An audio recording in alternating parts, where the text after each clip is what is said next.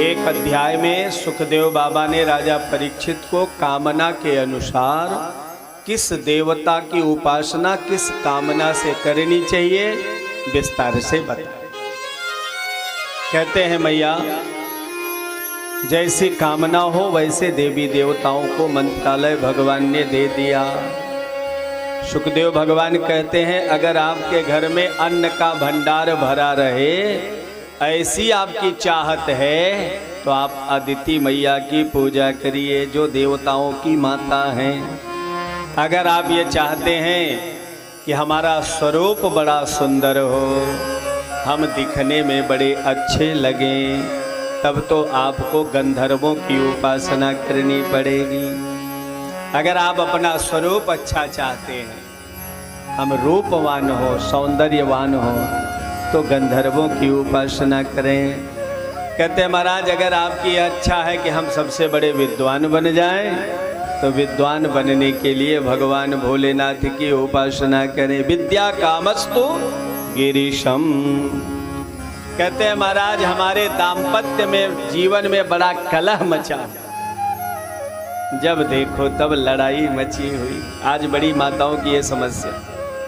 हम लोग जाते हैं तो यही लोग प्रश्न करते हैं कि महाराज क्या बताएं, हमारे पति पत्नी में बनती नहीं, आए दिन कुछ न कुछ झगड़ा होता रहता है। वो माताएं ध्यान से सुने जिनके घर में आपस में कलह होती रहती, तो उनको किसकी उपासना करनी चाहिए?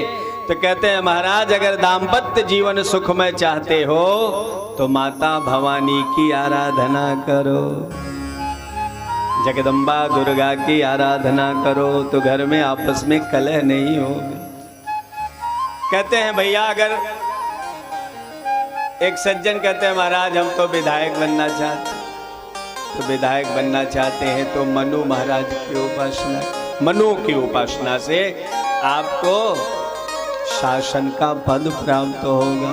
कहते हैं जिसकी कोई कामना न हो महाराज, तो वो क्या करे? तो सुखदेव बाबा बताते, अकामः सर्व कामो वा मोक्ष काम उदारधी प्रेण भक्ति योगेन यजेत पुरुषः परम्। अगर कोई कामना नहीं है तो समस्त कामनाओं की प्रतिपूर्ति के लिए भगवान नारायण की उपासना करो। इन्हीं की उपासना से सब सिद्धि हो जाएगी। अब भैया जो व्यक्ति नहीं करता है तो उसकी पशु लोग प्रशंसा करते हैं। 4 पशुओं का नाम यहाँ बताएं। अगर जो भगवान की आराधना नहीं करता है तो उसकी पशु लोग प्रशंसा करते हैं। कौन कौन? स्वविट्ठबरा होष्ट्र खरई संस्तुतः पुरुष पशु।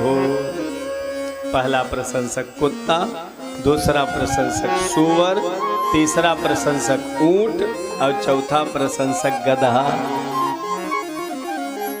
अब आप कहेंगे महाराज ये हमारी क्या प्रशंसा करते हैं? तो ध्यान से सुने तो समझ में आ जाएगा। जब हम आप आपस में लड़ते हैं, हमको आपको आपस में लड़ते हुए जब कुत्ते देखते हैं तो कहते हैं बस करो, भले अच्छे खाते पीते हो पहनते हो, लेकिन बिरादरी हमारी नजर आ रही है। हमको आपस में लड़ता हुआ देखता है तो कुत्ता समझ जाता है कि बस करो, ये हमारी ही कौम के हैं, अब अच्छे बन गए हैं, इनको 2 ही पैर मिला भगवान ने, इनको अच्छा खाना पीना दे दिया तो क्या हुआ। अंतर्मन के स्वभाव से हमारी बिरादरी नजर आ रही है। ये कुत्ता प्रशंसा करता है। कहते महाराज सूअर कैसे प्रशंसा करता है? कहता है जब हमको आपको उछल उछल करके खाते देखता है, ले करके प्लेट इधर से उधर उधर से उधर,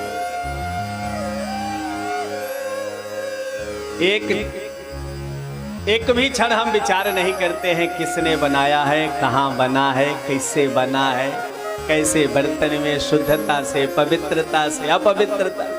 महाराज जैसे पाया, हम तो बन ठन करके बहुत सजे धजे रहते हैं, लेकिन भोजन बनाने वालों को देखने के बाद हमको घिन भी नहीं आती।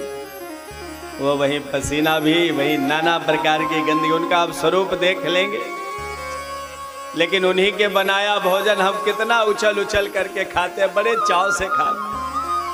हमको तो ये बड़ा अच्छा लगता है। अब लिए हैं प्लेट, दौड़ दौड़ करके खा रहे हैं, कहीं शरीर पे भी गिर रहा है, इधर भी हो रहा है। सुअर कहता है बस करो, मेरी ही बिरादरी में तुम्हारा जन्म हुआ है, तुम्हारा स्वभाव मेरे ही लक्षण। सुअर भी नहीं खाने पीने में बहुत ज्यादा विचार करता है, जैसा पाया वैसा खाता है। तीसरा प्रशंसक ऊंट। हमारे आपके पास थोड़ा बहुत जब रुपया पैसा हो जाता है ना, तब हमारी आपकी आदत कैसी हो जाती है, ऊंट की तरह हो जाती, नीचे हमको दिखाई नहीं पड़ता। गर्वेण तुंगस सिरा, सिर उठा करके चलते हमारा, छोटे लोग हमारी नजर में ही नहीं आते। तो ऊंट कहता है बस करो, हमारा तुम्हारा स्वभाव एक जैसा है। और चौथा प्रशंसक है गधा।